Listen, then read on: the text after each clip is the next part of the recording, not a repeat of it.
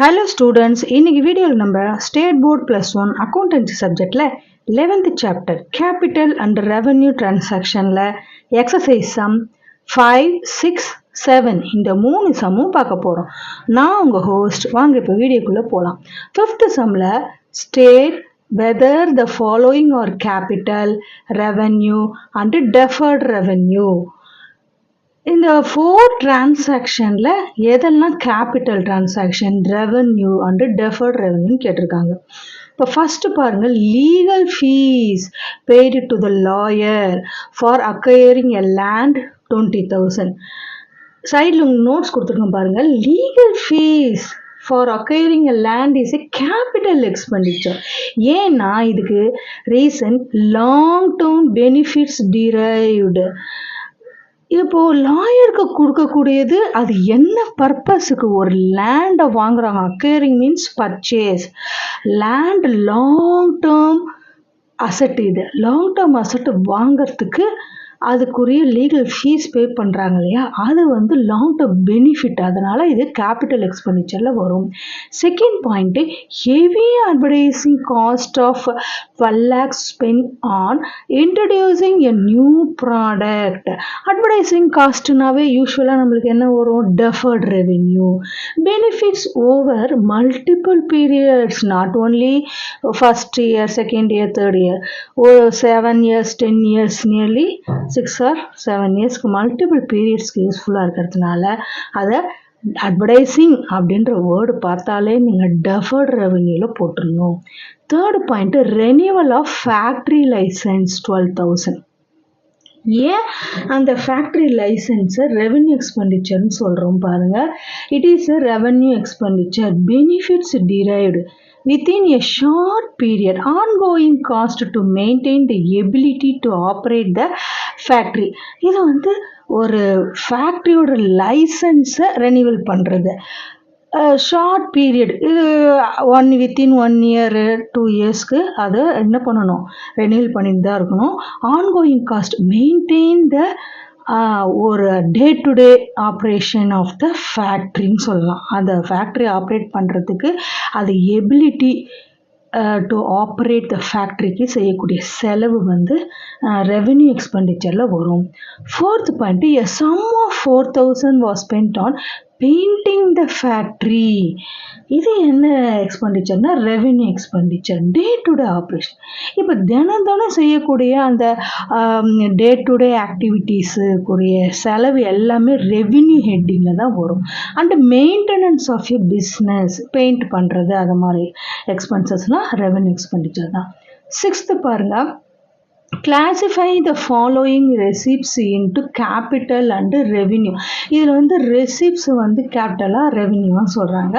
5 points இருக்குது. First வந்து sale ப்ராசிட்ஸ் of goods 75,000. இப்போ 6th sale process of goods is revenue. It is also day to day operation.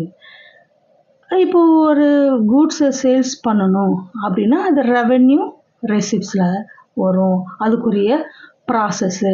இப்போ கூட்ஸை sales பண்ணால் one of the income, அந்த income வந்து revenue ரெசிப்டில் வரும்.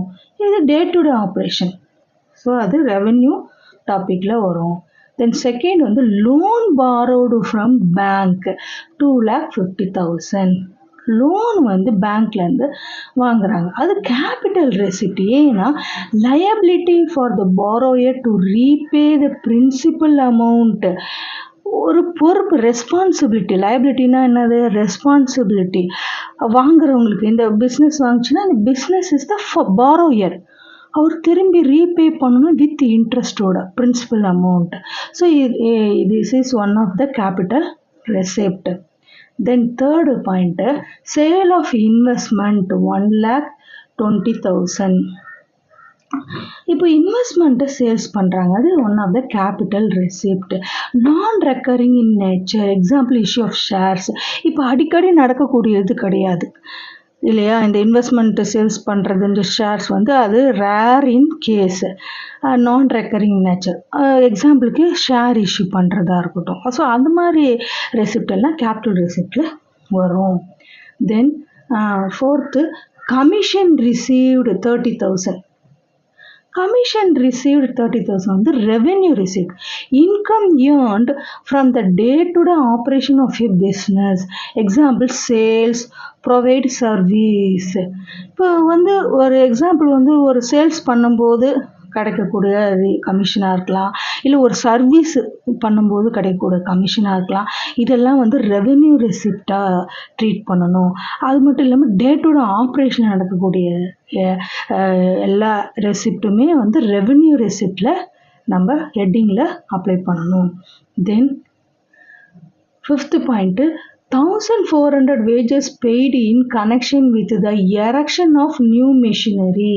இந்த மாதிரி erection அந்த ஆஃப் எ நியூ மிஷினரி அப்படிலாம் என்ன மீனிங் பண்ணிட்டீங்கன்னா, encompassing the assembly and installation of equipment. ஒரு மிஷினரி வாங்கி அது பொறுத்துற வரைக்கும் என்கம்பேஷன்னா consist including all the situation.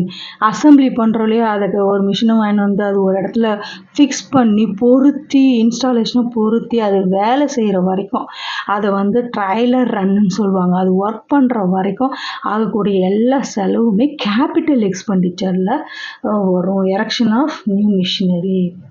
Then 7th பாருங்க, identify the following items into capital or revenue. இதில் ஒரு 5 பாயிண்ட்ஸ் கொடுத்துருக்காங்க. ஆடிட் ஃபீஸ் பெய்டு ஒரு 10,000. இது வந்து கேபிட்டலாக ரெவென்யூ எக்ஸ்பெண்டிச்சர். ஏன்னா இது வந்து day to day operation of a பிஸ்னஸில் நடக்கக்கூடிய ஆடிட் ஃபீஸு. ஸோ அதை ரெவென்யூவில் போட்டுடணும். Then second labour welfare expenses 5,000.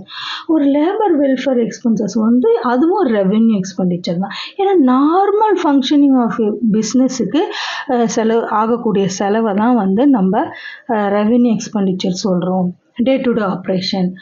Then 2,000 paid for servicing the company vehicle. ஒரு கம்பெனி வெஹிக்கலில் சர்வீஸ் பண்ணுறது ஆகக்கூடிய செலவு அதுவும் ரெவென்யூ எக்ஸ்பெண்டிச்சரில் தான் வரும். Routine maintenance or repair charges அது எல்லாமே வந்து ரெவென்யூ எக்ஸ்பெண்டிச்சரில் வரும். Then 4th, repair to furniture purchased second hand ₹3,000. இப்போ செகண்ட் ஹேண்டில் ஒரு ஃபர்னிச்சர் வாங்கியிருக்காங்க, அதை ரிப்பேர் பண்ணுறாங்க, அதுக்கு ஆகக்கூடிய செலவை கேபிட்டல் எக்ஸ்பெண்டிச்சர்னு சொல்கிறோம். ஏன்னா improving the assets that have long term benefit. ஒரு அசட்டை அதை சரி பண்ணுறதுக்கு ஆகக்கூடிய செலவு அதோட பெனிஃபிட் லாங் டேர்மாக இருக்குது அப்படின்னாலே அது கேபிட்டல் ஹெட்டிங்கில் தான் வரும். தென் 5th ஒன்று, rent paid for the factory 12,000. இப்போ ரெண்ட் பெய்டு ஃபார் த ஃபேக்ட்ரினா revenue expenditure. Recurring cost, regular expenses in the course of business operations. இதுவும் வந்து ஒரு ரெகுலரான expenses, day to day activities of the business. So இது வந்து revenue எக்ஸ்பெண்டிச்சரில் வரும். ஓகே ஸ்டூடெண்ட்ஸ், இந்த வீடியோ உங்களுக்கு பிடிச்சிருந்தா லைக், ஷேர், சப்ஸ்கிரைப் பண்ணுங்கள். இதோட இந்த லெசன் முடியுது. நெக்ஸ்ட் லெசனை நெக்ஸ்ட் வீடியோவில் பார்க்கலாம்.